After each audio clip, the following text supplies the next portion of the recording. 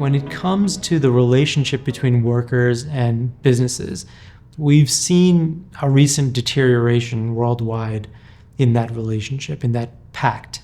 I hate to be a doomsday predictor, but I think the situation could get quite bad in terms of the problematic relationships that are boiling up across unions or workers on the one hand and firm management on the other hand.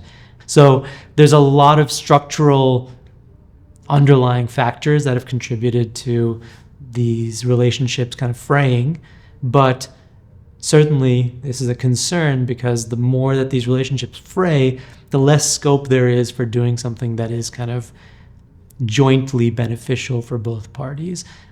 So I would love to see the world coming back to that basic idea that when you divide things equally, you can actually not only split the pie, you can grow the pie. And so that kind of perhaps optimistic view, I hope, is one that re-enters the debate. There needs to be a balance between the two, and sometimes that involves the two sides duking it out, hopefully at the conference room table rather than on the streets. But having an adversarial relationship is sort of part of the game.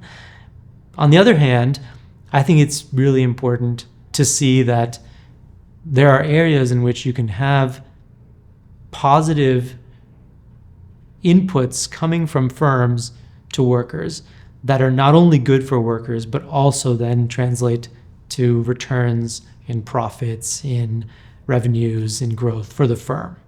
I think what gives me the most hope in this area is that ultimately what firms and workers have long recognized is that there are many areas in which there can be strides towards mutual gains. That if you treat your workers well and provide, they will ultimately be more productive, they'll be more loyal and stick with the firm, they'll come to work on time and show the kind of reciprocity that you would like.